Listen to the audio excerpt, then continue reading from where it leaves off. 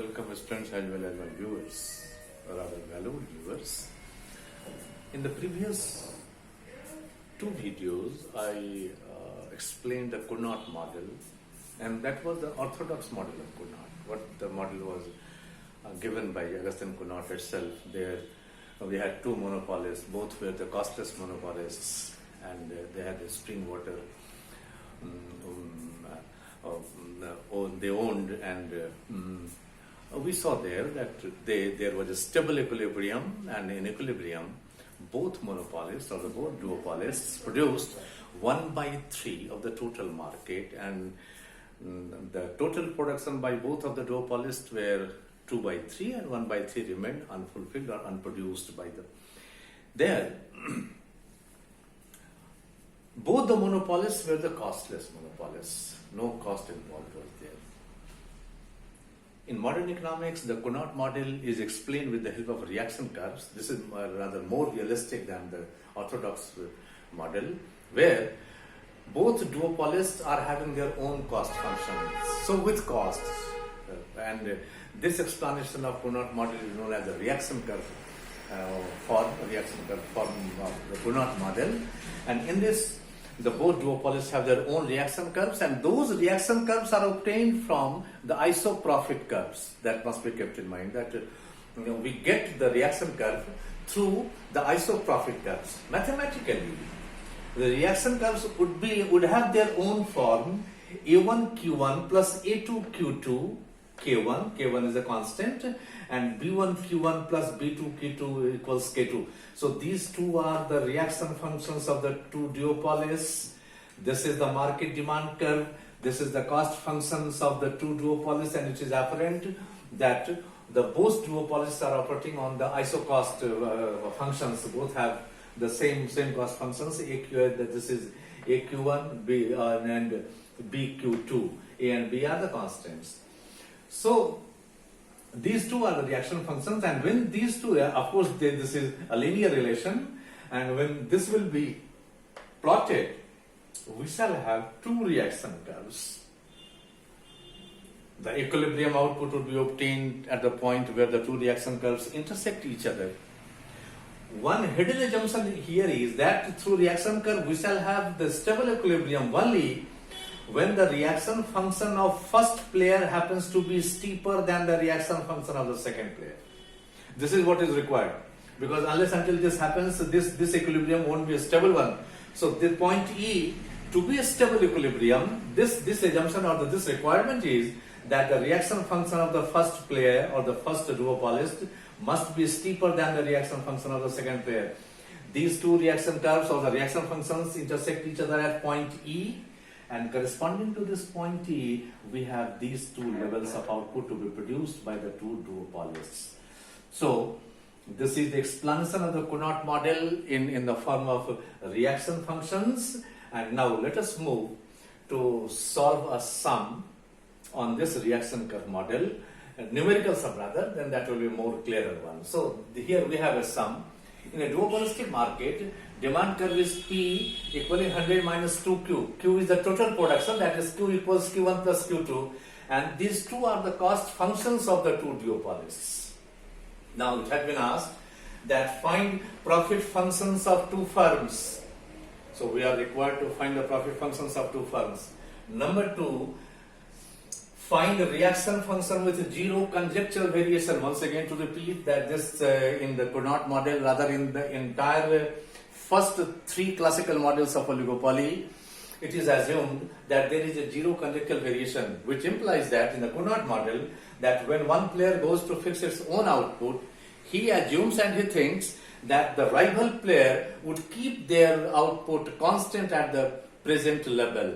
So not learning by doing, this is what is called in this, that this is a very naive assumption, that one player thinks that his rival would keep his output constant. In Bertrand model, it is assumed that the rival would keep their prices constant. So this is a naive assumption with what is being assumed in this model. So here we have this equilibrium now. And number three, find equilibrium price, output and profits of the two duopolists. So this sum has three parts. Firstly, we have to find the profit function, secondly, the reaction function, and thirdly, equilibrium price, output, and profit, and that will be obtained by equalizing those two profit functions. So let us start. First firm. For first firm, cost was 5Q1, and this is market demand. This market demand 100 minus 2Q, Q is Q1 plus Q2, so market demand becomes 100 minus 2Q1 minus 2Q2. Now, for the first firm, just to define profit function, we shall need total revenue function of the first firm. So total revenue function of the first firm, TR1, that is P into Q1. So we have the P, this is P, and this P has to be multiplied with Q1. So this becomes 100 Q1 minus 2 Q1 square minus 2 Q1 Q2. This is the TR1. So now we define profit function of the first duopolist, that is pi 1 TR1 minus TC1.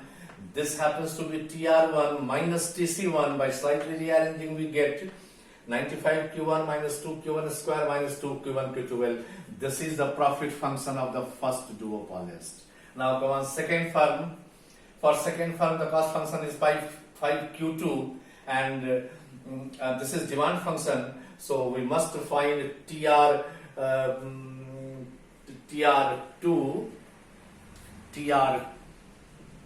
and TR2 would be P into Q2. So this P has to be multiplied with Q2. So 100 Q2 minus 2 Q1 Q2 minus 2 Q2 square. Now we define the profit function of the second firm pi 2, that is TR2 minus TC2. TR2, right now we have got minus TC2. By slightly rearranging, 100 Q2 minus 5 Q2, 95 Q2 minus 2 Q1 Q2 minus 2 Q2 square. So these two are the profit functions of the two duopolists, and this is what was asked in the first part. Now second, find the reaction functions. Now what duopolists do? They always strive for maximizing their own profit. So for maximization of profit, the condition of calculus requires that delta pi 1 by delta Q1 equals 0 and delta pi 2 by delta Q2 equals 0. This is pi 1, this is pi 2. This has to be differentiated with respect to Q1, this with respect to Q2. So delta pi 1 by delta Q1 is 95 minus 4Q1 minus 2Q2 equals 0. Now we take these two Q1, Q2 to one side and constant remains on another side. So that could be written as 4Q1 minus 2Q2 equals 95. This is the reaction function of the first firm. I had explained there. This will be of the form A1 Q1 plus A2 Q2 equaling K1 constant. So here 4Q1 plus 2Q2 equals 95. This is reaction function of the first firm. And secondly, for first firm to maximize profit, delta pi 2 by delta Q2 should be equated to 0. This function has to be differentiated with respect to Q2. So 95 minus 2Q1 minus 4Q2 0. Again by rearranging we get 2Q1 plus 4Q2 plus 95. This is the reaction function of the second firm. So these two are the very reaction functions of the two firm. Now for equilibrium output, these two reaction functions should be solved in a simultaneous equation form, and then we shall get the value of Q1 and Q2, which is I am doing right now. So now for the third part of the question, and for finding equilibrium, what is being done? Third part. Now for equilibrium output, those two reaction functions has to be solved in a simultaneous equation form. So 4Q1 plus 2Q2 95 and 2Q1 plus 4Q2 equal to 95.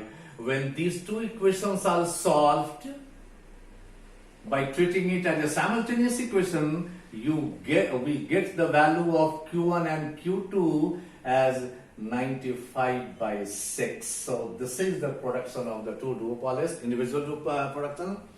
Q1 would produce 95 by 6 and Q2 would produce 95 by 6. And for equilibrium price, that is the common price in duopolist model, both the duopolists sell their own products at the common price. Just they don't have the different prices for their own product. So common price P into 100 minus 2Q, 100 minus 2 Q1 plus Q2, and that is 100 minus 2 and 95 by 6 into 2, because both have the same level of productions. So this is 100 minus 190 by 3, and this is 100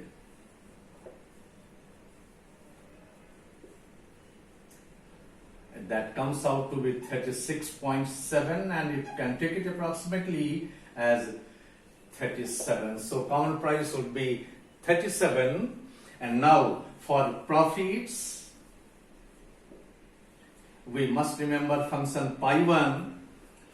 Pi1 function, yes, pi1 has is 95 Q1 minus profit functions, yes, 95 Q1 minus 2 Q1 square minus 2 Q1 Q2, and pi 2 is 95 Q2 minus 2 Q1 Q2 minus 2 Q2 square.